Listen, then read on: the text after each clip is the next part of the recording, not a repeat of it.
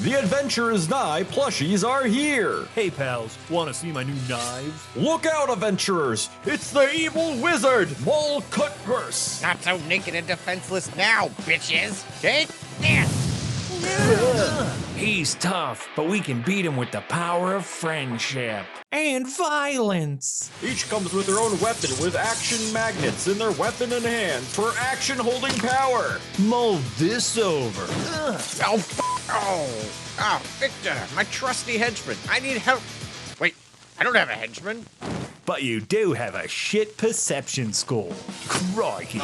Adventure is Nigh plushies with action magnetic weapons, each sold separately or as a bundle with 8 free collectible pins from Second Wind. No assembly required. Batteries are pointless. Must be 21 or older to purchase a drink from Buka. Adventure is Nigh plushies do not move on their own. If they do, call a priest. Ask the parents' permission before nothing. For a grown-ass adult, you can make their own decisions. The Adventure is Nigh Club is not responsible for any injuries sustained while adventuring. Whoop. There we are. And now we're over. And now I get to say, hey everybody, welcome to RPG Help Desk. We were definitely not just talking about food, I promise. I've never done that on a stream. Everybody knows I am a staunch uneater. I don't know what someone who doesn't eat would be called. What would that be called? In tabletop RPGs, there should be folk that do not eat because it's a fantasy world. So I feel like go wild, do stuff like that. What would that be called? Like, it wouldn't be uneat because I think that's vomiting. But yeah, non-eater. I guess it'd be like, how do you get your nutrients, right? So if it's like from the sun, you'd be like a photosynthesizer. Okay. If it was like, if you just like slathered goop on your arm, it could be like an absorber. I don't know. That would work. What if it was like all like psychic? Like you only get nourishment from like thoughts. Ooh. Speaking is topical. Yeah, if you just get your nourishment from smearing things on you, that's just topical, yeah. That's gross. I said it as it was coming out of my mouth. I was like, that's disgusting.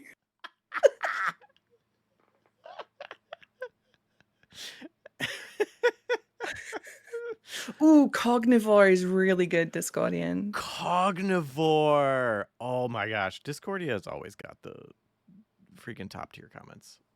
No offense to everybody else, sorry. Discordia, you're on it. Like all the time though. It's true. It's true. But yeah, hey everybody, welcome to RPG Help Desk. I am here with Susanah Grace, who I think I'm pointing at the wrong side. There we go, because I'm on this side today.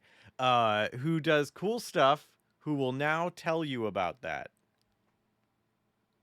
Hello, I'm Susanah Grace. I also go by Susie, just so it's easier and less of a mouthful. But I do a lot in tabletop. I am an illustrator.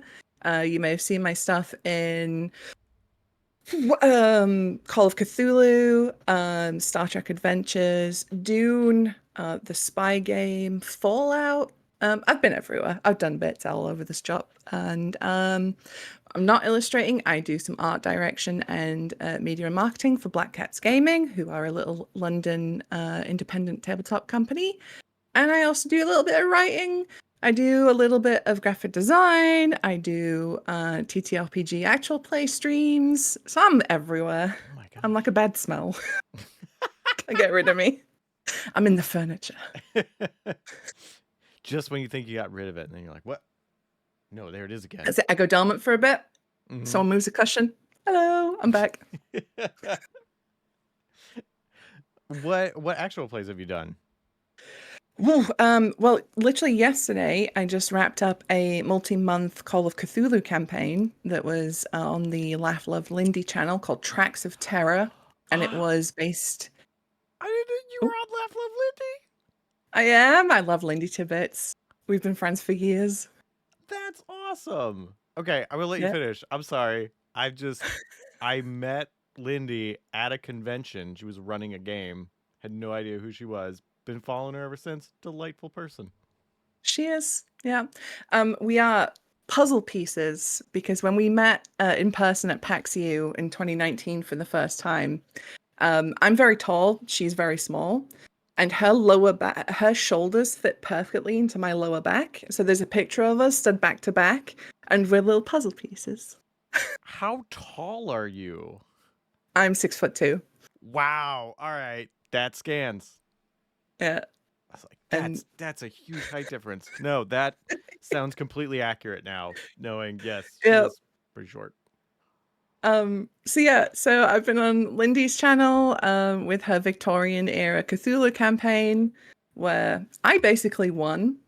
My character lived. She got Ooh. a new husband and she got a bunch of new kids and a brand new life. So she made it out and we saved the world. So one.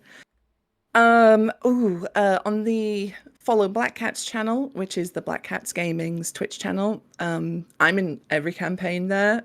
We just started a Fallout campaign where I'm a little vault dweller who's out on her own, and she's very not ready for life outside of the vault. We also had on that channel a multi-year spanning Game of Thrones campaign called Ooh. After the Fire that was probably the best campaign I've ever been in. It felt like being in Westeros. Samantha, our GM, she was just like incredible. We all had episodes that were like the TV show and the books, it narrows in on like a couple of people. So it felt really good. We had these huge arcs. Oh, 10 out of 10. 10 out of 10. That sounds awesome. Recommend. Yeah, and then I got my actual starting tabletop on the Encounter Roleplay channel years and years and years ago. And that's actually how I ended up making TTRPGs. Oh, dang. Yeah. What was the jump from doing that to being like, oh, I could just make this? Or was someone like, hey, can you do this? So it was so bad because I don't even remember how I got onto Encounter Roleplay in the first place. But I was in a campaign with Samantha, who is in Black Cats Gaming, but she also is head of brand, I think, at Modifius. Oh, sorry, Sam, if I got your job title wrong. But she works at Modifius Entertainment. It's her main job, and Black Cats is a little side project for all of us. But she at the time was on Encounter doing a live playtest of Acton Cthulhu. And I'd been invited as one of the players. And I just made friends with her as the campaign went on. And at one point she went, hey, so we're bringing out this book, The Spy Game. Do you want to do some illustrations for it? And I was like, yeah, sick. That'd be good. And then at the time I was doing a lot of personal streaming on my own channel. And she was like, and we also like really need some help with socials and streaming and stuff. Like, do you want to come on board for that? And I was like, yeah, all right. So from that point onwards, I just, my portfolio built the more stuff I did. And then, yeah, that's how I got my foot in the door. That's freaking awesome. Yeah. That's really cool. It's such a cool space to be making stuff too. I mean, obviously, love RPGs. That's why we're here now, and everybody else is here too. It's like making them happen, so cool. Specifically, you also made a solo RPG that I wrote in the title that I've never said correctly ever in my life, and probably will never be able to. CHVLR, which you said is a French word that is not pronounced chivalry. No, it's chevalier.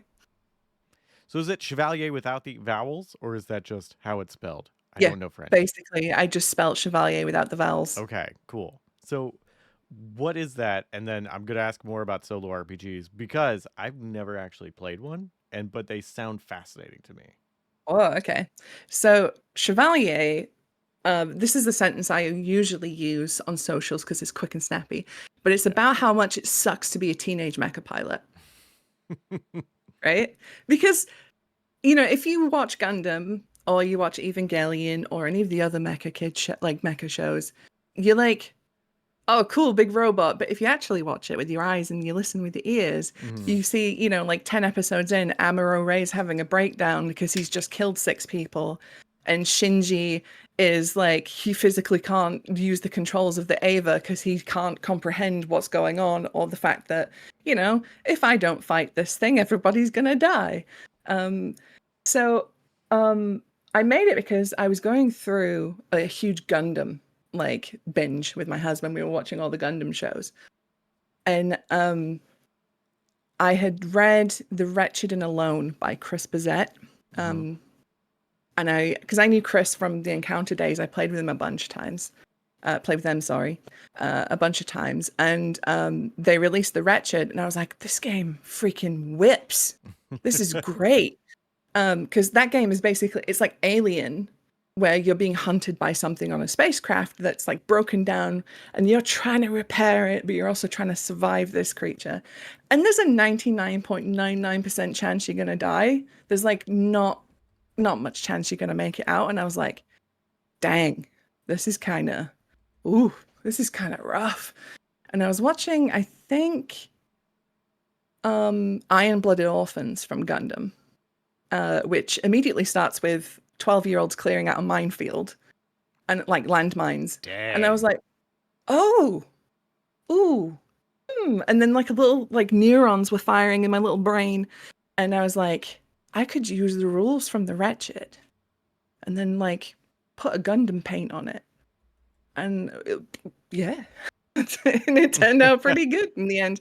The rules it's played with a tumbling, like a Jenga tower, basically. Yeah. I'm so used to saying tumbling block tower to avoid, getting sued out the butt in my book. But yeah, a Jenga tower, basically. And you have a deck of cards, and each card corresponds to a prompt in the book. And you roll a d6, and that tells you how many cards you got to pull. And then you respond to the prompts, basically. So it could be anything like, I found a diary from a previous pilot in my room. Clearly, somebody had my room before I did, and I read the diary. Like, how does that make your pilot feel? Like, what do they find in this diary? How does that make them feel? Does it bolster them? Does it crush their soul? Then there's things like, the enemy is coming at me. I've got one shot. But for that one shot, I have to fire through a building, and I think there's people in there. Do I take that shot? If I do, how does that make, it's very much like, and how does that make you feel? Like it's about the emotions really than the big smashy robots. But yeah, that's Chevalier. That's cool. Okay, so using, because I've played Dread, which uses a Jenga tower, Dread, my beloved. And like, so anytime you basically would roll a dice, instead you pull a block or two blocks. Yeah. It's especially hard. Like what shows when you're supposed to pull the block in that? So there's certain prompts in the book that will be like, remove a block from the tower, and you don't get to put it back on top. Oh, okay. Because this game is mean and it's hard, and you are going to die. And it's basically, how long do you live? So there's certain prompts that are just like, some prompts don't even ask you to do anything. It's just like, sit and think for a moment. But yeah, some of them are like, pull a block, pull two. And the tower is really supposed to represent like how beat up your mech gets over the course of your campaign as a soldier, and how beat up you get physically and mentally. So like, the more blocks you pull, the more that thing's going to wobble, and every mission could be like the last one. Yeah, you're literally staring at something that has pieces removed from it. Yeah. Oh, that's really cool. Yeah. That's a very neat visual to play with. Yeah, I just, like I said, when I was reading through the rules for The Wretched, I was just like, man, like those connections were being made. I was like, this would be so good thematically for a mech game. That's really cool. I should absolutely try it, because I also need to, that's a hole in my RPG knowledge, is solo RPGs. Yeah. I love solo RPGs. I'm pretty new to them, I would say, even though like Chevalier came out like 2 years ago. I think I made like 2 years ago. But I first approached them as a way to flesh out characters that I was playing in RPG campaigns. So they're oh god, what's it called? Hang on. There's a thing called Session Zero. It was a solo RPG, and it's a bunch of questions to help you flesh out your character, right? So I'm a big journaler because I've got the ADHD, and I have to write thoughts down, otherwise they're gone forever. And I like filled journals Oh, with dang. like stuff like that. Like I was just going. um and I find like that's the kind of solo RPG I really like, the ones that like you get introspective, because I'm one of those people that's like I play a character, and unless it's a one-shot character where I'm like, yeah, that's Bingus the clown and they're gonna die like in 45 minutes, I don't really care Not about them. Bingus. No. Oh, it's my favorite character in the whole crew. Well, the problem is though, and as I found out through my encounter days, when I make a Bingus the clown that's intended to die in the next scene, they end up sticking around for the entire campaign. They have to legally. That's how the RNGesus works. Yeah. To Oh, that point. Oh, go ahead. okay. No, I was Oh, going to okay. say I made forever ago. I was GMing a campaign that was definitely not Bloodborne. Wink. And that I threw in like Ratmen from Warhammer because I was just at the time I was just like Ratmen are great, Oh, and I was yeah. really into Vermintide. And I gave them like these like scratchy little voices, and they were like meh, meh, meh, meh, when they were talking. And I made this NPC called Ronald. The Z's are silent because his name was Ronald, but like was Zonald. And the players loved him so much that they refused to leave the rat world. And I didn't have a voice because this campaign was like a 6-month campaign, and we played weekly. Oh my gosh, that's great. Yeah. I love that. I've I was running a zombie apocalypse game for some friends, and one of them, it was very much like we're all, survival is the goal. You are not big action heroes. Mhm. If you live through the end of the day, good job. There will be tomorrow. And people had died several times, and one of the people made a character and was like, all right, I'm making a guy named Dusk who was prepared for the vampire apocalypse. Turned out it was zombies, has all the wrong gear. And that character lived so long. No. Like wooden spikes and like specialty like crossbow bolts and like holy water and all these things, and then was like, oh, dang it. But lived. Did a great job. It's always the characters that you're like, nah, they don't have a shot in hell. They're gone.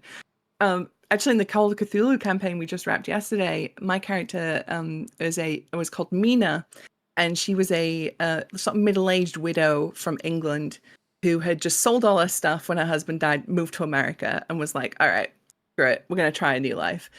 I built her with no survival skills whatsoever. She had no physical strength, no agility. She didn't know how to use a gun. She didn't know how to ride a horse. She didn't know anything. The thing she could do, she could draw, and that was it. Wow. But she made it. She made it through the entire campaign. Was it more luck based? Like you just got out of situations, or was it like, oh, I know how to draw. I drew a map, and that turned out to be the thing I needed to let me escape, kind of It thing? was definitely a bit of both. Okay. And it did get very sketchy there towards the end. I think at the end she had 2 HP left and like 8 sanity. Wow. Which not good. Yeah, because you start with like closer to 100. Well, it depends on your stats, It's right? true. So I put her stats in so badly that she only had 40 sanity. That's Um, pretty low. Yeah. yeah. And my luck wasn't that high either, and I was like having to spend a bunch to do stuff, and I was like, I have no idea, because like the whole idea was I was going to make this character, see how far she gets. If she didn't, I had a backup one in mind. I had like this cowboy girl that could come in, this ranch hand, and no, she made it. That's awesome. I really like that, and I feel like that's leaning into my thing that I'll probably say at least once every stream is leaning into games that are more role play focused rather than like these are our combat abilities. Not pointing at any names, Hasbro, but you have like it allows you to lean into a character's uniqueness, and in that gives them the ability to survive and to do Yeah. things that are unexpected. Yeah, absolutely. Absolutely. And I find that I mean, I never did drama. I never really took it. I was strongly disincentivized to at school because I should take more academic pursuits. Jokes on them, I became an artist. But I'm a big drama kid at heart, so I always favor the more role play heavy, like systems. Even though I have played the dragon game, I still try and role play too much, I think, in that game. Yeah. And it's not the best at that. Like it's a good minis war game. It's Yep. A good entry point for a lot of people, but like god, there's so many better games out there. Yeah. And it also helps like the groups you play with too, right? Oh, Because like over at the absolutely. Black Cats thing, we've got a bunch of drama kids. Like both Sam and James at Black Cats, they did drama degrees, theater degrees, so they're extremely like actors. And then and we did After the Fire. They've got those theater people. Then we had Jonathan Fry with us, who's an actor. We ended up playing with Amelia Tyler for a year, a voice actress and actress. Incredible, love her to bits. And so like we had these rules. Like we were playing the Green Ronin Song of Ice and Fire system, and there's a lot of rules for like social combat. So you go into an intrigue with somebody and you're like, I'm going to use this technique with this little twist on it, and my disposition towards this person means that their attacks on my on my person are not as effective because I don't like them, or this person I like a lot told me that I should go die. I'm like, oh, that hurt my character quite a lot, so I lost this social intrigue. By the end of the campaign, we were like, rules, we don't need them. 3-hour drama session, let's go. That sounds like a great game. Yeah. Yeah. The I will say, we played that system for many years. It needed some work. Fair. For our group. It wants to do a lot of things. It does some things very well, does some things not so well. That is, I think, a case for why it is so good to play different systems. Because not every system can do everything, and it is good to learn how different things work. And then when you play something that doesn't quite work the way you want it to, it'd be like, oh, well, you know what? I remember how this other system did it, and like we could kind of do something similar for this, and then retrofit it, and then we keep going forward, and then we won't miss out on this aspect. Yeah, 100%. It's kind of like like when I said to you about like stuff we could chat about, is like theft is good actually. Stuff you can steal from what you like. Right. The topic, yeah. Great segue. Good job. Yeah. All right. Bring it in. Oh God, my brain just completely froze. No. So what I was saying, that's kind of what I mean. Like, you play a system, you're like, I really like how this works. And so you play something else and you're like, this isn't working as well for me, but I remember how much that works. So I'm just going to bloop, yoink. And you just like plop it in where it works. And, we've done that with countless games we've played. I'm currently trying to come up with a full system for Chevalier that turns it into like a proper, not proper because solo RPGs are proper, but in like a group based RPG. So it'd be a bit more like Gundam Wingy. So you have like 5 pretty boys piloting mechs instead of just one depressed teenager. You get 5 of them. And I'm literally, I've got like my RPG shelf right here, and I just like want like a day, I'll just pick out a book and I'll read through the rules, and I'll be like, I like this rule. I like how that works. I'm just gonna jot that down. Maybe I'll get slid into Chevalier Plus, which is my working title. It's not going to be the final title because it's terrible, but yeah. It's still a consonant, so you could pull the aliens thing and call it Chevaliers. Oh. Because there's multiple chevals. Oh. Chevaliers. Chevaliers. Whatever they are. What would the multiple chevaliers, I guess. He just chevaliers? Okay. Yeah. Yeah. French is weird. It is weird. It's not a good title, but I will still pitch it as a possible title. Molinette saying, steal things from your fave games. Absolutely. Yes. Yep. Cheval 2, Cheval harder. Yeah.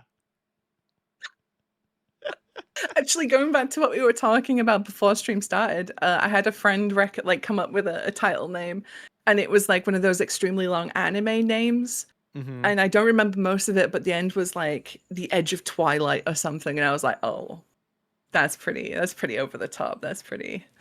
I do like that. That is a good ring to it.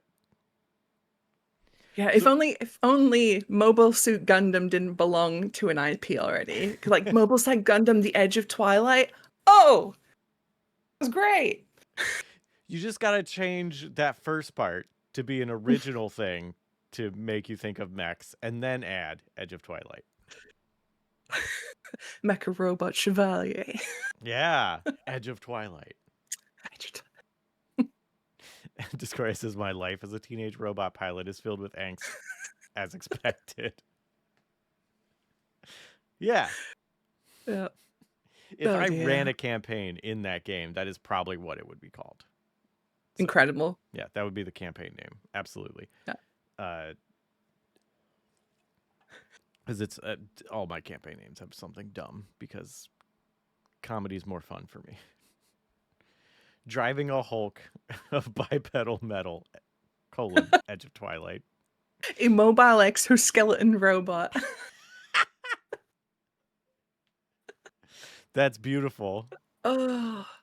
Wait, Wait, hang on. The immobile's a bit of an issue.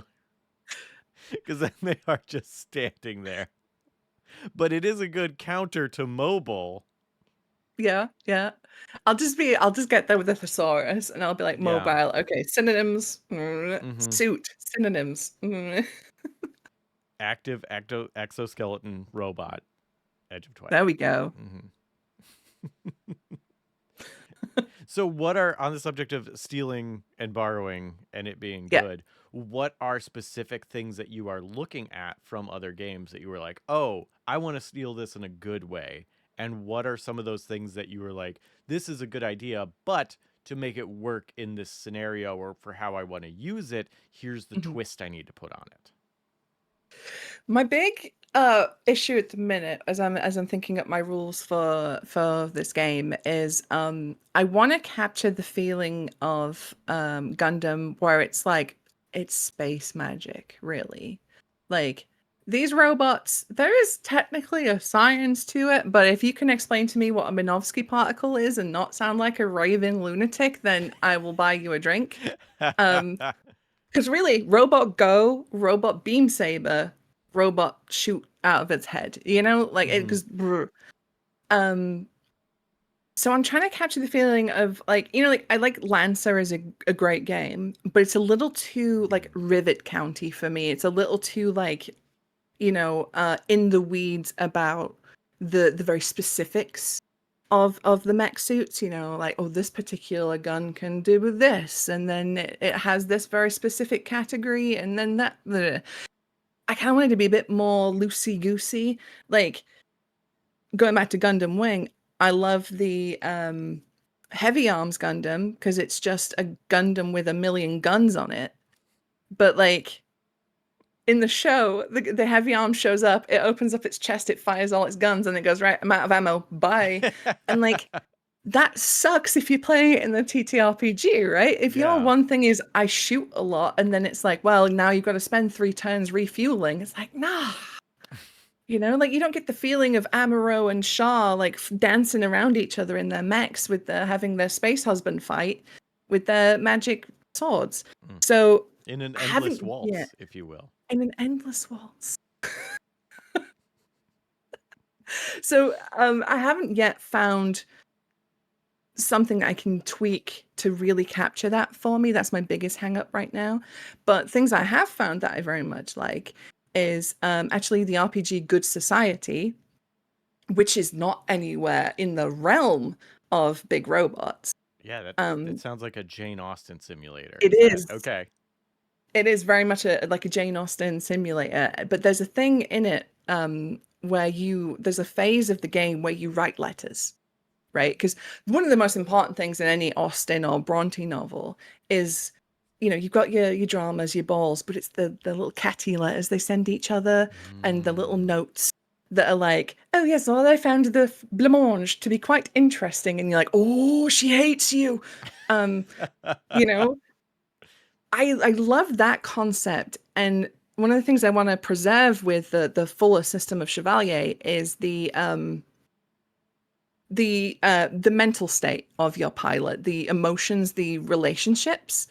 So I'm gonna like yoink that concept of a letter writing phase and put it in there as them doing mission briefings and personal logs. Ooh. So, and I want to give that sort of a mechanical benefit as well, because there are a lot of people like perhaps you and me who are like drama kids. We love to role play in our games so much. Some people, that's not really how they play, but they still might want to play Chevalier Plus and have a good time with their friends.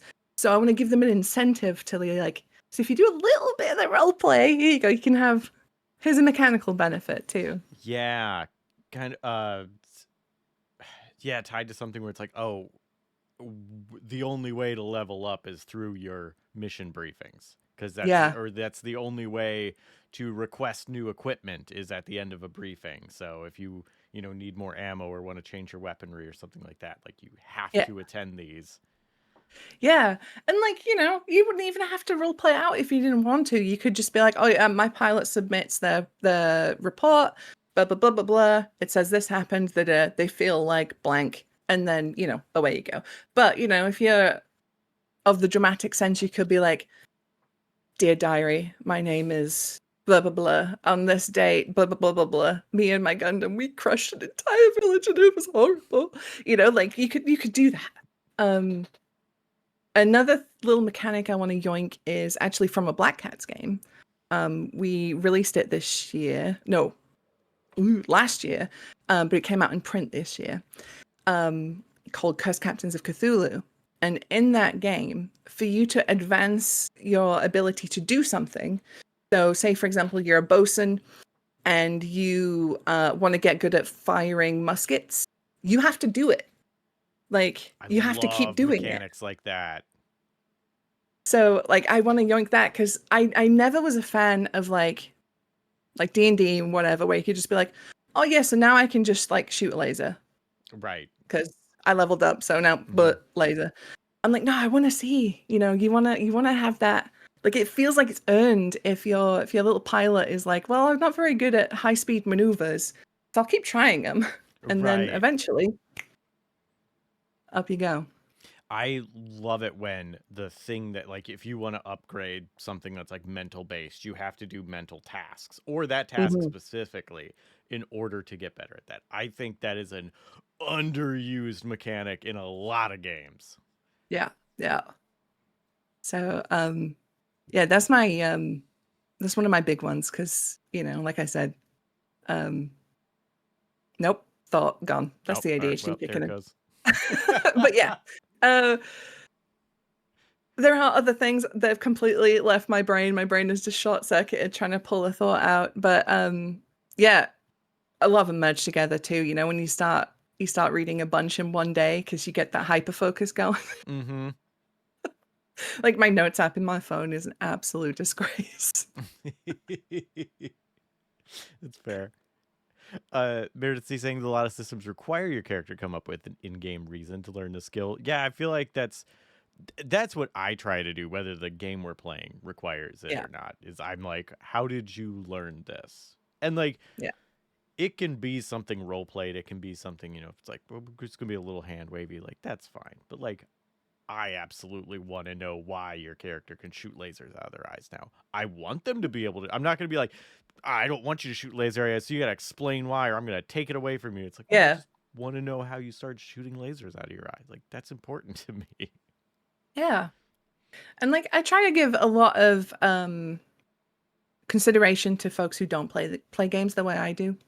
But also part of it is like, well, we are using our imaginations here. So, you gotta give a little to get something out of it.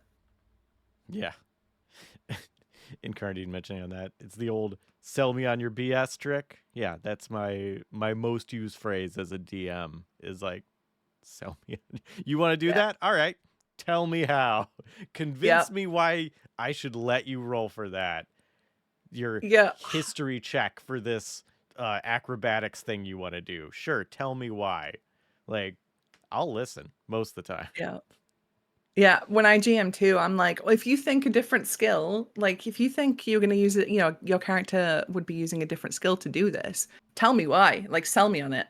Oh yeah, And, that's a like, thing that I really like is that idea of and White Wolf does this in their older because someone else does VTM now, but it was like stats and skills are separate things, and mhm, how you do something determines which of those. So like the driving was the example. Like if you are trying to outmaneuver someone, that is dexterity, or if you're trying to outmaneuver someone, it's wisdom and driving. If you are trying mhm, to avoid something that has come up on the road, that is dexterity and driving. Like yeah, you are always using them in different ways rather than, well, driving is always tied to dexterity because you turn a wheel, I guess. Like it doesn't have to be. Like yeah, I yeah. love that mix and matching. I think that should be the standard. In a very similar way, that's actually what I really like about the Modifius 2d20 system, because they're very similar. They've got like your base Mm. attributes and a bunch of skills, and then to do something, you your base attribute, you pick a skill, you mush them together, you get your target number, and you're like, oh, I got to roll under that. Sick. All right. Yeah. And then it allows you to be like, well, my character's not very strong, but they are quite brainy. So maybe instead of using strength to create like a little uh like shelter for a camp, what if I use intelligence and then you can narrate then, oh, your character finds a rope and then they just use like a lever system to get the stuff in place, like it makes it's good.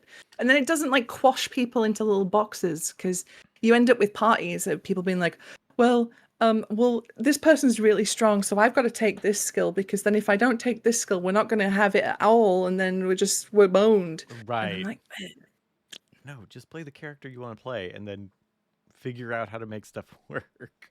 yeah. Yeah, I totally agree. And in combat too, like where you have, you know, it's a fighting style of like I am strong, I will use brute force versus I am wily and I will Hmm. like try to just outmaneuver and be unpredictable, or I'm going to use their momentum against them. I don't have to be stronger than them. I just have to redirect them. It's Yeah. like those are all valid strategies that can all be very effective. One isn't better than the other. Yeah. Absolutely agree. Ragnar mentioning what about upgrading Gundams by harvesting parts from other mobile suits? Ooh. That would That's be kind of cool. juicy. I like that. I like Yeah. that. Yeah. Oh, Yeah. if are you going to use Jenga Tower in? I don't know. I Okay. don't know, because like Dread, for example, is a multiplayer game that uses a tower, Love it. but Yeah. I haven't fully decided. Because that could be a good idea of like how you get, if you do stuff and you have to pull, Hmm. salvaging parts from other mechs could be how you get blocks back on the top of the Ooh. tower. So like it's tied to an action to where you have you pull a block, you put it over in the thing, and then you have to do separate things to get new blocks on top. Yeah. Ooh, that's good. That's really good. Or, like to expand on that, you can salvage bits, go on 3 or 4 successful like parlays or like forays into enemy territory. You get something from the quartermaster. Ooh. Thanks, chat. Yeah, I like That's this going in idea. the notebook. Uh Ragnar saying D&D 5e also encourages you to mix and match attributes and skills and adapt them to what you're trying to do, i.e. sneak with strength to force a lock quietly. Oh. I'm going to say, yeah, as an alternate rule, it does kind of say that, but also the character sheet is built on it auto filling in for like this is always like Hmm. stealth is always attached to dex and your quick math guide is always attached to that. Versus another thing that is built on actually being able to quickly apply a stat and a attribute and a skill. Because and I feel like I'll give a little bit of credit to D&D. It does realize some of its shortcomings, and it does give some alternate rules like that. But it also doesn't like actually enforce any of those rules and still applies all of the original stuff if you just look at a character sheet or how most people play or anything that isn't the alternate rules section usually. Yeah. I mean, let's be real too. Like people playing D&D, nobody really plays it rules as written. Everyone's got their own little home rules that they they put in there. I actually couldn't even tell you the last time I read the rules for the game. I've just been going on vibes and whatever the table says every time we sit down. You know what I mean? Like it's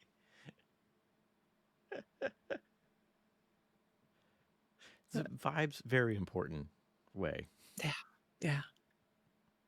I mean, like a lot of my stuff is vibes. I'll sit down, somebody will be like, "Oh, we're trying this system." I'm like, I'll look at the quick guide, but I'm one of those people that learns better as I play.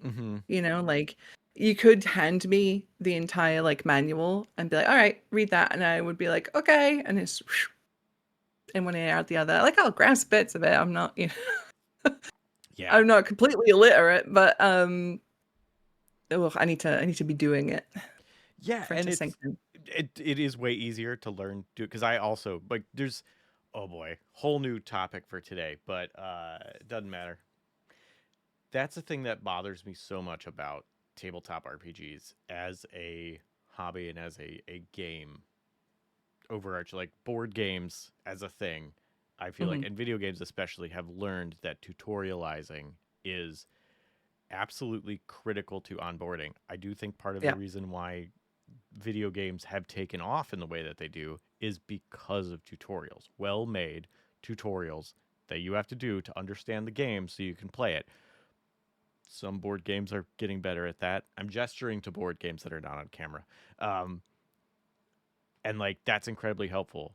Tabletop RPGs don't have that. They have they are one of the worst constructed books for teaching someone how to play a game. And that's partially for a good reason. You don't know where people are going to start. You don't know what information they have. There's usually like you need more of a flow chart because if someone asks like you introduce one thing and there are 16 things branching off of that and you could start with any of them, but that might not be the one that the person reading it starts with. So they are like, what? Why am I learning about this? And learning the rules of a game tells you usually nothing about how it will actually be to play it. Yeah. Those are three things I feel like tabletop RPGs need to learn to get over. Like as a hobby, we have to do better. Actually, do you know what's really good for that? A lot of RPGs in Japan have these things called replays, and they are more often than not actually included in the rule books. And it's basically an example of play. So they'll write down an entire like couple of sessions and hit like everything you're going to encounter rules wise in the game. And they will have it varies per book, but some of them are quite conversational. So it'll be like they recorded the conversations they're having in the room. So it could be, you know, like somebody saying, "Oh, well, I want to do this." And then the GM's like laughs and goes, "Oh, that's a crazy plan. Here's what you can do, blah, blah, blah." And I played years ago, I played a game called Shinobigami, where you play as like, it's like ninjas and it's like a ninja war. And each like character comes from a different type of ninja clan and they've all got different things going on. And the beginning of the book, it literally like the first 5-10 pages is one of these replays. And I was like, this is really useful. Why don't we do this? Yeah, that sounds good. And I've seen that in some books like Dearly Beloved Fate, great system. They do have some of that. It's also spread out across like 60 pages of each section has its own little thing, and then it has an example. But I feel like, yeah, putting it all together could be way more useful as seeing how it's supposed to work. And then Yeah. knowing that, reading a rule makes the rule make more sense. Yeah. Mhm. Go And ahead. also, funnily enough, the replays themselves are also extremely popular in Japan. Like Call of Cthulhu is Japan's #1 RPG over there. They love Call of didn't know. Cthulhu. And a lot of what sells over there isn't even the adventures. It's people writing down their campaigns and then selling them as zines and books. Wow. Which is, That's pretty cool. yeah, it's pretty sick. That makes sense too, because like trying to build examples may not be as like interesting or as useful as like here's what actually happened. Yeah. Meredith saying, isn't Record of Lodoss War first one of those? It was based, I do believe, I would have to look this up. I do believe it was based on someone's like fantasy RPG. Yeah, it was, yeah. campaign. Also, great anime. I do love it. It's so good. Right? So good. Do you like Metroidvania games? No. Okay. Well, I really wish I did. I'm so bad at platformers that like most of that genre just totally fine. There's I think it was like 3 or 4 years ago, they made a Record of Lodoss War game. And Ooh. I really loved it. But it's a Metroidvania. So if you don't like those, you probably won't be into it. But yeah, that anytime someone mentions Record of Lodoss War. So I watched it for the first time last year. Because wow. I've been trying to I'm pretty I'm not late to the anime game. Like I started watching anime when I was like an early teenager, but like I'm late to the good anime game. So I'm trying to catch up on the greats. And yeah, I watched Lodoss War last year and it like did something to my brain. When I saw Carla step out of the shadows for the first time, I was just like, oh no. Ugh. It's really great. I do love it. Rag mentioning, at least in the last decade, we've seen starter sets for more systems. I wish I had more starter sets for Rollmaster / MERP in the 1990s. Yeah, I feel like starter sets, a little bit of a double-edged sword, because I feel like that is ultimately a good thing. It'd be like, hey, here's a little thing, get started. I also feel like, especially in the case of certain companies, it feels like a real double dip, where they're like, oh, we're going to sell you a thing that'll get you into the thing that then you have to buy more of.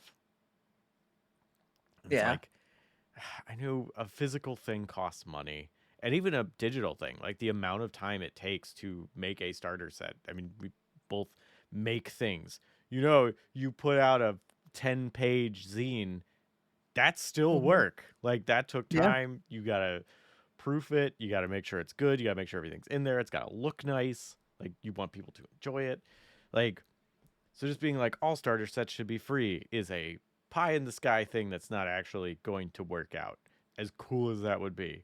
But until we have universal income, I don't think we're going to get that. So, but yeah, like I think starter sets can be really good, especially if like a starter set could come with something that was like, ooh, if you have this and you want to expand into the real thing, here is like some sort of discount or something. So it's like, oh, this ties in directly to it. Yeah, I getcha.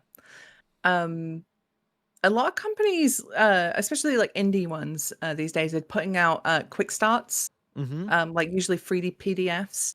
I know we've done that for the Spy Game and Curse Captains at Black Cats, and it's just like here's like the rules that you really need to go, and then here's like a little basic adventure with some like pre-gen characters. And I found those to be quite popular and quite useful. But yeah, it's tough because, like you said, like the stuff is very expensive to make. Yeah, and oh, go ahead. No, I was saying, yeah, just making it and then getting it for people to see. Like people's attention is a resource. Just like if you spent money to print something, you have to spend money and time to get people to see a thing. Yeah. It's so tough too because the old adage is that people won't talk about stuff they like. If people have a bad experience with something, you'll hear about it all day. Mhm. Everybody will talk about how much they hated this thing or how bad that was. But people don't tend to, unless they are like super evangelical about it. They don't tend to talk about what they like. So you could have a game that's like pretty good and people are having a good time with it, and you have players that just don't talk about it. And you're like, please, please. Yeah. Oh, that's such an unfortunate part of the times we live in too, where it's like the Yeah. thing either has to go viral success or it's like not worth it. For example, like the Twisted Metal is a show that is out right Mhm. now, and the second season just wrapped, and it's like it's amazing. I hear like 3 people talking about it, but it is Yeah. so good, and like I want more of it. I want other people to enjoy it, but like Yeah. I don't know if it will continue because it doesn't have that like cultural massive moment. It's like, but not everything needs that. Like that, like not everything needs to be K-pop Demon Hunters to be as good as Yes. K-pop Demon Hunters, which is good. I do actually Oh yeah. really like that movie.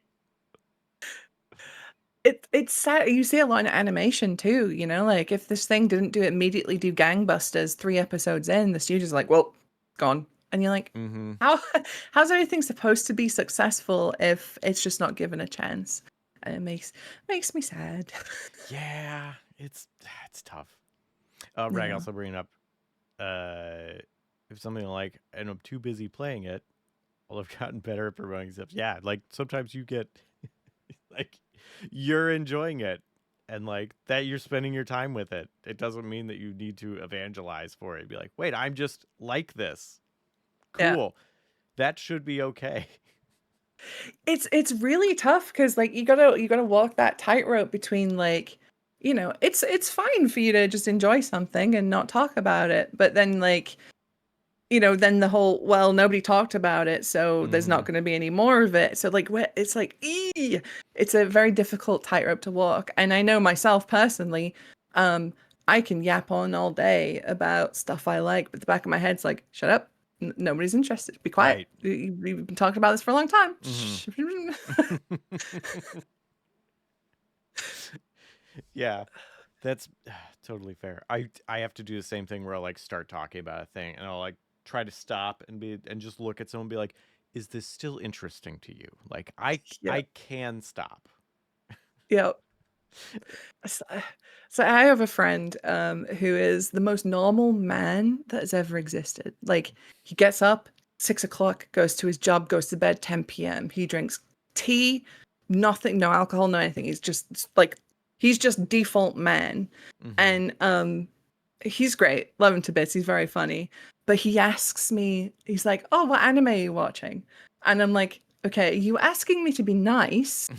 Or are you asking me because you want to know? Right. And once he made the mistake of wanting to know, and he wanted to know about JoJo's Bizarre Adventure. And then 2 hours later, I was like, and so that's part 2 of JoJo's Bizarre. And he was like, how many parts? How many parts are there in the show? And I was like, well,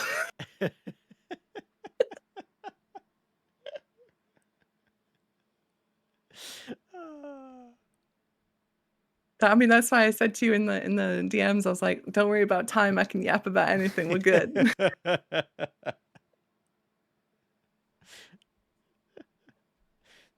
Good. Yapping, it's a very important skill to have. I think I developed it when I was a stream, like when I started streaming, because you just sat there in your room and you just on your own Yeah. talking to nobody, so you just talk and just talk. Like there's a level of engagement in that where you need to be like, oh, okay, yes, I have a thing to say. I have to read this. I have to respond. Oh, I need to make a joke. Oh, I gotta talk about this. Yeah. Is it a good idea we do this as a society? Who knows? But it's pretty fun. Yeah, So, it's a good time. yeah, yeah. the whole time. Oh man, because I do mostly streaming on Second Wind now, so I always have at least one other person. The only time I do is like when I'm doing this and I don't have a guest, and it's just like, here's a topic, we're all just gonna talk. Where yeah, at least there's one other active voice being there. Usually. Which makes it feel a little less like, I don't know, a little more conversational. Like, I don't know. This person here, it's cool. I'm not talking to myself. No. No. That would be silly. Why would I do that? I do sometimes on my stream, if I know I'm gonna go in on something, I'm like, all right, chat, now's your chance. Go have a pee, get a drink, because we're gonna be here for a bit. Back on topic. Anyway, topic. I mean, we're both ADD. Chat's here with us. Like, we're going wherever. But I did. Meredith D brought up a really good question earlier when we were talking about stealing stuff in a good way, and you're talking about things for CHVLR Plus. Was what are ones that you stole in a bad way? So like, what are things that either you stole or you think about? It's like, ooh, this is a bad, or you've seen something else where it's like, oh, they totally took this idea and failed miserably to make it effective or useful or understood why this idea existed elsewhere. Ooh. Because that's a thing that we talk about Dark Souls a lot on this channel. And that I think Jamate has a whole design delve about Lords of the Fallen, which is a Souls-like game, and how they completely botch understanding level design and like enemy placement, because they're like, ooh, surprises, we're gonna have ambushes, and they ambush you so much that it's not a surprise. And that you just see level design, you're like, oh, there's clearly someone around this corner because I can't see around it. And not understanding like how to use that effectively, or like why an ambush matters. Like in a Dark Souls game, there's a person here for a reason. It's not just an ambush. Theoretically. I'm a Souls like sicko, and you can absolutely tell the games that are like, oh yeah, we like the idea of a Souls game. We just don't quite understand why Souls games are, as successful as they are. So it's like, yeah, we'll have a Gothic city with a million statues of sad looking people chained to stuff. Yeah, that's Soulspawn. Yeah, clearly. What else do Here's you a need? third-person perspective over the shoulder of a gruff man with a sword. That's Souls? Yeah. You're like... You have a very long sword, and you roll. Yeah. And then that's it. You drink from your little sippy cup to get some health back. Yeah, that's Souls. That's a Souls game. You've done it. You've just made... We just made a Souls game. Yeah. Boom, right there. And there you go. I'm the token northerner in the Souls game that's like, undead are you? Like the token forlorn knight that sat there by the bonfire. Oh god, in terms of tabletop though, I know I've used one. Like I've done a crime here. When I made a game and I hadn't played, this was like I had played like 2 different games, and then I was like, I should make an RPG, so I did. And like taking the like, oh okay, every 2 points in a number is a +1 bonus that like D&D and Pathfinder do, and it's like, oh yeah, that's just how it works, right? I'll just use that. And it's like, that was dumb. Like I feel like that made sense once upon a time. That should probably be dropped by now. Which Pathfinder 2 kind of drops it, which is good, because they don't really deal with odd numbers very much, so you could just deal with the bonuses and the penalties. And just using that as like, oh, this is how a thing works, and I didn't fully understand why that math made sense, and when I applied it to something else, being like, this doesn't add up correctly, and it's like, well, I'm using different dice. Like my swing is different. My total numbers I'm going for are different. Like you cannot just pull this thing out. I learned that. Yeah. Modifiers and like the dice you use, and you sort of like your barriers for successes and stuff, that can, yeah, you can really quite quickly go wrong there too. I know when we did Curse Captains, we decided we were going to go with a D6 like pool, dice pool like idea. Because we want to be thematic, because pirates played liar's dice, right? They would Oh, play yeah. that game, and we were like, "Oh, that's actually a fun little thematic. You tie it in, it's a little extra flavor." Yeah, yeah. And I know James, who did all the rules for it, sat down, did a lot of maths, and for about like swing, like your variables where you're gonna end up on the curve and stuff with the dice, so we could make sure we weren't going like absolutely nuts with modifiers and like target numbers and the like. Did see a comment in chat that did make me think about sanity rules in games, and I agree. yeah. I think the way that sanity is handled as like a resource in most games is not great. Totally agree. Because it just doesn't reflect how that works, like as in a person, in a character. Like, I like Call of Cthulhu. I've just finished a campaign of it, but the way the sanity system works in that, I don't like that too much because that's not how a brain works. Like there's very few games that understands that it's not just another health bar. Right. It's not a stamina bar to come down. And I don't know if I've seen another of that kind of game that really nails much. But I don't know how you would do it is a tricky thing. Like, how do you... It's such a difficult concept because everybody reacts differently, right? Yeah. I would think... My thought for a sanity system would be something more along the lines of... God, there's some game that did this. I think a few games have done this, where like, essentially, if you take a hit to your sanity, it doesn't become a status effect, or like you're saying, a second health bar, but for your brain, where like, you took sanity, you have to lose access to something. You are, you're feeling a certain way, and you just aren't going to be able to do this for a certain reason. Yeah. And like that you are now, okay. I think it was some game about depression or something, and it would like start limiting the options you could choose from in a multi choice, like in a choose your own adventure game style thing, and it would just start like cutting off your abilities. Ooh. Where it's something like that, where it's like, is this tied to a thing that you just don't have access to? Like you've lost the ability to think that way, to have the motivation to do it.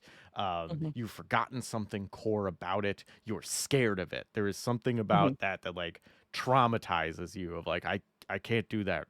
That reminds me of this. Yeah. Something like I like that. Because That that, that reflects some of my experience with plummeting mental health is, sometimes you're just like, no, I'm not going to do that because I can't. It's not a thing that my brain can do. I said about this earlier, but not to keep harping on about the game we made, but with Curse Captains, because we were dealing with the Eldritch and, that whole thing of, you see Cthulhu and you can't comprehend it, so your brains leak out your ears. We were like, that's kind of... And, some of the language around it, too, is kind of a little bit ableist-y, and we just were like... Ugh. So we opted to go for courage instead, right? And, pirates is quite... the game is very, like, swashbuckly, heroic-y. You're supposed to be swinging from ropes and with sabers between your teeth. And so we were like, okay, instead of losing your mind because you saw a tentacle, how about it just scares the crap out of you? Like you take a hit to your courage, like it makes you shaky. So maybe you take a slight penalty to shooting because your hands are shaking, or like you can get brought down into a state where you're just like huddled up in a corner, but it's not like as it's not like health bar-y, and you really have to be going up against like something really, really bad for that to happen. It's like you don't see a shark and go, huh. Even though we actually do have a thalassophobic character trait you can take. Ooh. Which is fun. I think it was put in there because I am thalassophobic. I can't. Deep water is like, it's not for me. So it was. I think that was James like jabbing at me in the in the text, but Maybe being a um, pirate not the best career choice, but no. or maybe that like immersion therapy, like hey, face my fears. Maybe. Don't think it would work for me, mind you, but yeah. Fair. No, I like that idea of courage being tied to that, and that like it is something that we can attempt to overcome, but Yes. ultimately, like we might, we don't have full control over our bodies. Where it's like Yeah. I don't want to be scared in this situation, but I am. Like that's Yeah. something you have to come to terms with. Yeah, and even like the biggest and baddest person out there is scared of something. That's true. There is something out there that scares everybody. There's nobody who is immune to fear. It's a very natural thing. Space pirate. I could do space pirate, I Space think. pirate, cool. So deep space, fine. Deep water. Yeah, it's like it's because like I don't know, it's the like you can't see what's beneath you, Mm-hmm. water. I'm not a great swimmer, so there's that, and then eventually you're gonna get tired and stop treading water, and then eventually you're gonna just sink. Yeah. Mm. See, and I think that's part of the fear, an understandable fear of a difference between like a fear of open water and a fear of open space. If you get sucked out of a spaceship, That's it. Yeah, yeah, like you're done. Like, you're all right, done. well, Yeah, I'm floating away now, and I'm dead. Where you fall out of water, there's what's below me? Space, you can see everything around you, but in water, what's below you? yeah, In water, you don't immediately yeah, pass. Like and you it's can tread. You have hope that you yeah, might survive, and that's the the bit. longer it lasts, more it starts to decay. Yeah, that's it. That's it. It's the hope. It's the you're only alive as long as you keep trying to make yourself alive. And I'm just like, oh, Yeah. yeah, Rhaegar mentioning we all know that beneath the deep is Raleigh and Cthulhu. That's true. If you know what's down there. Spooky stuff. Does the dark bother me the same way water does? Bizarrely, not actually. The dark, not so much. I think it's because I can feel like I've got ground beneath my feet in the dark. I can put my hand on like a wall and it's solid and it's there. Hmm. If I was in the dark in an open field, maybe that would get me in a similar way. But yeah, I don't know. It's just water itself is just ugh. You also can't drown in the open field. Where like True. water is like if you stop walking in the open field, you're just holding still. Where if you stop treading Yeah. water in the ocean, you just start drowning. So there's Yeah.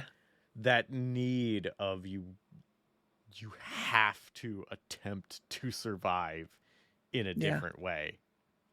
And not to get like macabre, but like drowning, being aware of that water filling your body and then trying to take those breaths, but you can't. And then eventually your consciousness will stop. But Hmm. like just being aware of, oh, Yeah. when I wanted to be quick, man. I like zoom me out into space Yeah. or I don't know, but yeesh. Yeah, the drowning. No, no, thank you. No. I don't think anybody's like slow death for me, please. But that one seems especially uh not good. Yeah.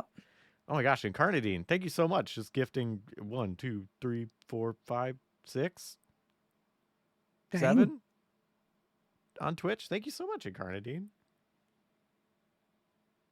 Much appreciated.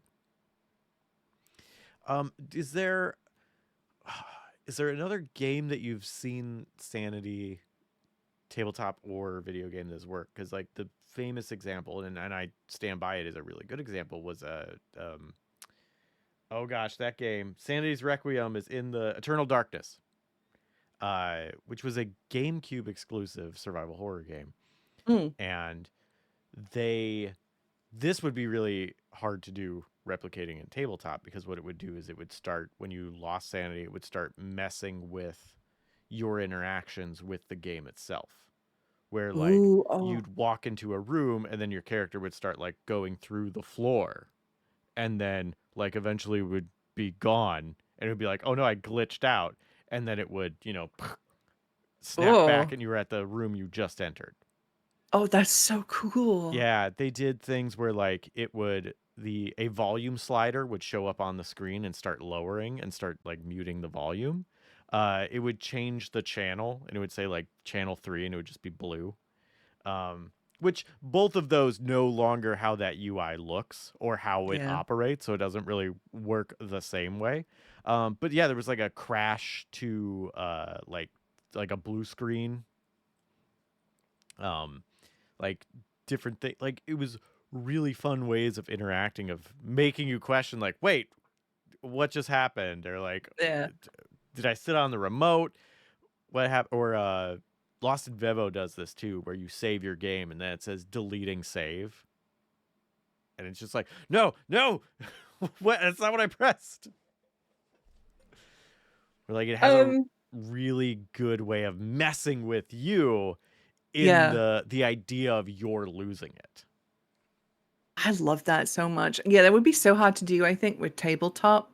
Um, and as for like sanity mechanics and tabletop, I'm still like that's a genre I'm kind of new to really. I've only really played Call of Cthulhu, Curse Captains. I don't know if I've played anything else that actually has a sanity sort of system. Um, but my favorite game of all time is Silent Hill 2. And that doesn't mess with you, but it messes with James as the game goes Yes. on. And there are things I don't like about the remake that came out with Bloober Team, but there's a lot of things that I do like that they did with the remake. And one of the things I particularly like is just how wrecked James looks by the end of the game. Mm-hmm. Like, you know, he starts at the beginning, he's washing his face in the bathroom. He's just normal man. But then, you know, he sticks his arm in a really gross poopy toilet, and then he doesn't wash his arm ever. And it stays that way for the rest of the game. I never noticed that. Yeah. Oh yeah, his left, I think it's his left, maybe his right. It gets like it's gross and goopy for the rest of the game after he does the I never noticed that. Oh my and gosh, he that's gets more great. and more like dark circles under his eyes as the game goes on, and he just looks absolutely destroyed by the end of it. So I love like that's my favorite sort of like sanity, like creeping dread is just like that slow decay, that slow effect. Because very rarely in life does something affect you like immediately, Oh trauma yeah. wise. Like it bubbles, and then one day it just things start to happen, and it's like, do you flinch when a door is slammed, you know, or you know, do you stop taking care of yourself so much? So yeah, I love that kind of that creeping. Oh, I agree. And I also agree that it's not, in reality, it's almost never immediate. Where like Yeah. the immediate human reaction is like, nope, our defenses are up, got to deal with it. And it's once you're past it that you start to understand how badly it affected you. Yeah. Yeah. Uh, One of those moments where years later you go, wow, that was kind of messed up, huh? yeah. You're like, oh wow, yeah, no, oh, that's it. So that's why. Huh. Rag mentioning sanity mechanic that they used in the past is randomizing parts of the character sheet, i.e., inventory, language spoken, etc., and then covering those up on the player's sheet, forcing them to play an altered sense of self. Huh. Interesting. Actually, that reminds me of it wasn't sanity based, but I played a game years ago. One of my friends was GMing, and he gave us all blank character sheets. That had like a name and like appearances and stuff on, like, you know, it's just stuff that we would know immediately to look at ourselves. Yeah. But we found out about our characters as we played. So we would try to like lift something, and you're like, oh, actually, your strength is very bad. But you didn't know that because you like we didn't know anything about ourselves. That was really cool to like discover who these characters were as we went along. That was really fun. That's awesome. I've never played a game in that way, but I've heard of that, and I absolutely want to because I think that's super cool. Yeah. I've also wanted to do in a similar vein where it's like you're basically building your character, where, and I think this could also work in a way of like teaching how to play a game, where it's like, this is an obstacle. How do you get past it? It's like, it's a locked door. I punched my way through it. Okay. Here's a strength-based ability. Here's what your strength score is. Something like that.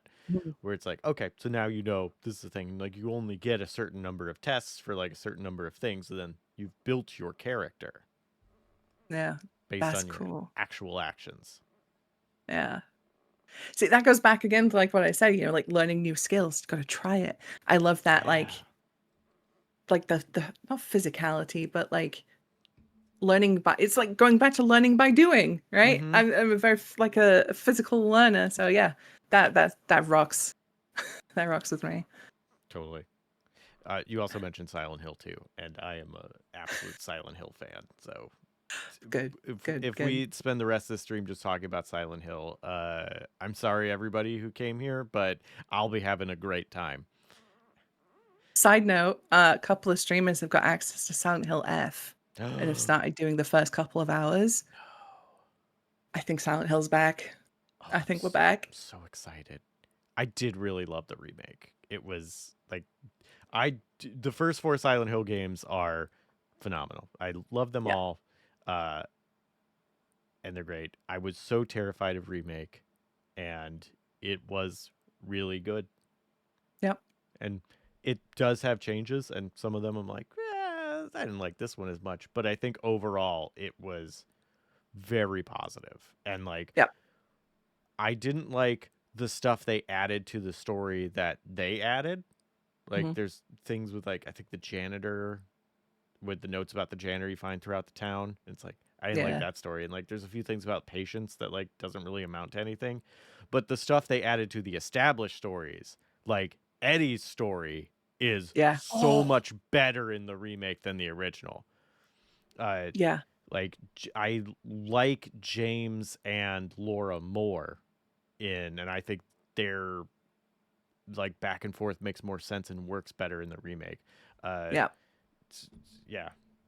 Angela's story is always heartbreaking and just crushing. In both versions, hers is like, oh, it's the saddest thing I've ever heard. Yeah. They did so much justice to her in the remake, though. Like her final, like her boss fight, like the change they made to that, with it not being just in that one room and going through a bunch of rooms, I was like, oh, really good. Oh, this is good stuff. They get it. They know. They understand. Yeah. And I really liked the new Mary too, and Maria. Yeah. And I know a lot of people were like, I don't like this new Maria. She's not the same. And I'm like, no, she's worse. She's way more manipulative in this one. Like she's ooh. You're great. Like, ooh. I think that worked so well for the character, and like how she ties into the story, how she ties with James, like everything about that makes more sense. And like her dying and coming back like just fits better because of that, the rest of that information and the rest of that manipulation and everything else, Yeah. Oh, so good. Oh. It was. Go ahead. Oh, go ahead. I was saying that on the subject of sanity in tabletop RPGs, I think that that boss fight is a really good example, where it's not a matter of you're locked in a room, you shoot the thing, and then it's done. It is an ongoing thing. It chases you through a section, and then it's gone for a while, and then it comes back, and then you have to deal with it in this different way. And like that in terms of sanity, rather than being a single moment and something that changes, but something that's reoccurring and pushes you in a direction or forces you to face something in small ways repeatedly. Yeah. And like in that particular sense, like the mechanics of it really support the narrative of it. And that's where I really love when a game's mechanics support the narrative. Because you can tell when a mechanic doesn't. So, to use the Angela boss fight as an example, right? You go into a room in the original and you just shoot a monster, and then a cutscene plays and Angela smashes his head with the TV, and she had, like that happens. But like in the remake, like you said, the sanity is pushing you forward, and you are experiencing Angela's pain. You're experiencing her abuse and how, it was intense, and then there's a break, and then it comes back, and there's a break, it comes back. You know what I mean? Like it really supports like what the story's telling. And when games can do that, like tabletop and video game, it's like chef's kiss. Oh, Like, yeah. yes. Because there's nothing more like disappointing with a campaign where, you know, you've been playing for months, maybe even years, and it's the big conclusion, and it's a 3-hour fight, and then that's it. And the fight isn't super interesting Mm-hmm. because at this point you're all max level. You've got 2 abilities that are really strong, so you just cycle going, do this one, and I'll do that one, Mm-hmm. this one. Is it my turn? That one. Mm-hmm. You know, like it's ugh. Just, you know, you want some catharsis. You want it to have a payoff. Yeah. Oh my gosh, that's a whole topic we should absolutely do for one of these streams. It's like how to do payoffs in Yeah. a boss fight. Because yeah, it is very crushing to be like, we made it here. Oh, and then we fight and then we win. Oh Yeah. boy. Like, Yeah. and that can be very hard when you have like a long running campaign and like you're building up to something and like Yeah. you want it to actually matter. You're building to something. You want that something to crescendo, to hit. Yeah. I think actually that's where our Game of Thrones campaign really was good because we, like I said, it was a multi-year campaign. We had like time skips. Basically, we were all from a family in on the border between Dawn and the seven, the other lot, the Seven Kingdoms, and we were like on either side of a rebellion, and some of us chose the crown, some of us decided to do a lot of regicide. Oh, good But for you. Hey, I killed Prince Maekar, I killed the Prince of Dawn and his daughter, and I was gunning for the other one, but I got assassinated first. Oh, damn. So close. And I was only 18. My character was 18. She did it all. She was so accomplished. But mechanically, our ending to that campaign, where most of us died, it was all mechanically supported because of actions we'd taken previously in the campaign and like injuries we'd taken. And like I said earlier, it has a social combat thing with something called disposition. And that's basically, does this character think you're a jerk or do they like you? And unsurprisingly for my character, by the end of the campaign, most people didn't like me because I was a rebel and a traitor. So I didn't have much in the way of allies. And so when I'm marching my little army through the mountains, guess what? Bloodraven's going to show up with his special forces and his aim hack because he's got magic, and I'm done.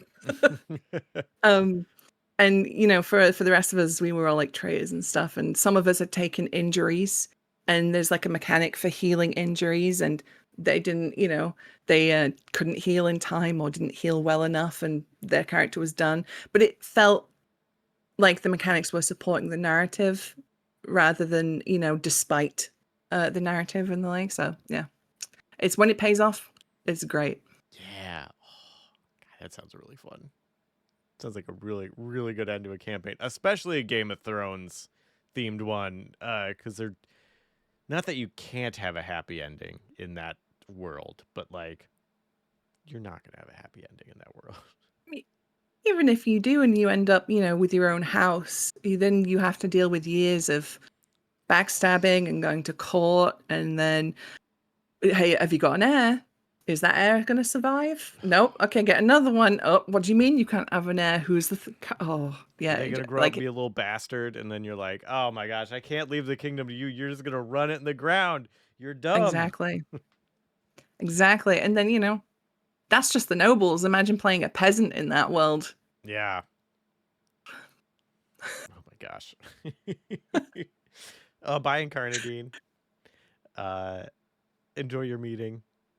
Incarnadine also mentioned earlier, it sounds similar to a game called Darklands, where your character creation was what did you do in, I think, 10-year intervals, and what skills and stats would have been changed, or based on what you chose your career in that period. You can choose to do it as many times as you want, but you'll start to get age-related penalties. Interesting. Ooh. That's really cool. The Witcher tabletop actually does that as well. Really? You can do a little character history, yeah. depending on what type of character you're playing, I don't think you get age penalties. So I played in a campaign of that where I played a sorceress who was like 300 years old, I think, maybe a little younger. And I had to go through basically every decade of her life. And there's tables you can roll on, and it's like, oh, you went here, you've made friends, you made an enemy, you gained a treasure, you lost, there's a bunch of different things. And it informs, I think that mostly informs more like backstory and a little bit of like possessions inventory rather than stats. But yeah, it's a cool idea. I like that a lot, actually. And it's also good for like backstory generation because, if you play a lot of games, you can end up being like, oh God, what am I going to be this time? And having backstory and then communicating that backstory to other players also really helps with like establishing the world that you share, establishing like, oh, okay, here's how I can talk to this person. Okay, here's something we have in common. Here's something where we'll clash at. Here's a fun thing that I think can work as an interaction later. Here's how we know each other or don't know each other. Yeah. One of my favorite things to do as a GM is during session zeros, I'll give the players questions and I'll be like, okay, so tell me something about this town. And it's maybe a town that, not necessarily something your player would like character would know about it. Just help me build this world a little bit. And I'll be like, all right, tell me about this town. What does this town export? What are they known for? And then I'll also do it with regards to their characters too. So I'll be like, okay, so what happened in your teenage years for your character if they're older, or tell me about your uncle. And it just helps, like, they'll pick out little things or something will spark and then another player will go, oh, okay, here's how we could link up. That's pretty sick. You know what I mean? It just helps. Everything feels a bit more alive. Yeah, I love that about session zero, like prep work and questionnaires and everything, where it's like you want people to build off each other and build with each other and then to build a world. I've mentioned this before, where it's like when I have a game, be like, where are you from? It doesn't matter if it's on my map. I don't care. Like, we'll add it to it. It'll be off the map. You came from another dimension. Whatever. It's established now. Yeah, having that ability to all work together to make that. It helps with player buy-in too, because sometimes, I've had groups before, because I used to run a lot of like viewer games on Encounter Roleplay. So I'd have people who weren't part of my regular crew, but there were viewers of the channel who wanted to play.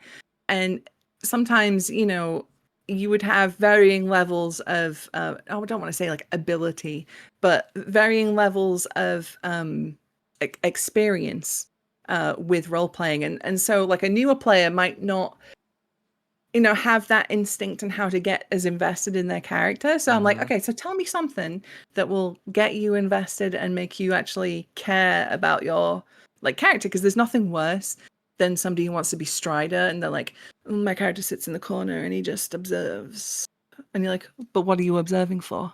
Yeah. Like what, like you can say I sit in the corner and I observe, but I want to know like what's going through your mind. Like, like what's happening?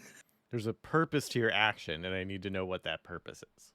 Exactly. And there's like no point in you signing up to play a game if your character just doesn't want to adventure. Like, yeah, that's a thing that I've learned to just tell people, especially like session zero, regardless, when you're starting a campaign, it's helpful, but especially if someone is coming in like partway through a campaign and they're joining, be like, why are you on board with doing this? Like, you need to know that as much as you need to know your character's name, because if you don't have that, you have no agency, you have no purpose in here. You could get left behind and it wouldn't make a difference to anybody. Like, and that's not fun. That's not what we want. No. Yeah. Like, I assume you're here for a reason to play, so like play. Yeah. It is 6 o'clock, so I'm gonna say that's probably about it's my I have to leave time. So thank you so much. This was great. Thank you for having me. very welcome. I would love to have you back on and talk about Session Zero or art or any other topic we want, or just Silent Hill or anything. Oh my gosh. Just talking about different ways to do horror I think I've talked to like 2 different people on these streams about horror, and I don't care. I'll do it 100 more times. There's so many ways to do spooky stuff well Yeah. in RPGs. And like Sanity is often not done incredibly well mechanically, where it's like, this thing's scary. It hurts you. Yeah. Oh, wow. Oh, it's so different from a knife. Okay. So playing and doing work with like games with like Cthulhu and horror themes feel like would be, I'm on board. I think that'd be really fun. Yeah. Yeah. Oh, Meredith D with a bit border. It says, thanks for streaming. Thank you so much for being here, Meredith. Meredith D. I would say Meredith, and that's not. I'm moving that D into different sections. My brain wants to read that as Meredith too, but Okay. it's Mirith. Are I you think it's Mirith D. Yeah. Are you also dyslexic or? No. Oh, okay. No, I just can't read. It's valid. Anything you want to mention before we sign off? Yeah, better to talk about it than not talk about it, and should talk about things. Please buy my game. I had some very expensive dental work done recently, and I need money, so it's Chevalier, spelled CHVLR. It's available on itch.io. It's on DriveThruRPG. You can get a physical edition through the Black Cat's shop, which is, I think there's a button you could click in the itch.io link. Yeah, if you want to see if your little doomed pilot can survive, because you can technically survive, then give it a shot. If you like Gundam, Evangelion, all that sort of stuff, then it's the game for you. Other than that, check out our games at Black Cats Gaming, because we work really hard on them and we're very proud of them. That's my plug. I got links for Chevalier. Did I say it right? You did. You got it. Nailed it. Oh my gosh, the first time. Black Cats Gaming. There we go. I'll drop a link for them as well. There we go. Meredith MD. Aerith MD. Yeah. That'll be the new way I see it. Cool. Thank you so much for coming. Thank you everybody for being here. Have fun playing your games and have a good day. Bye.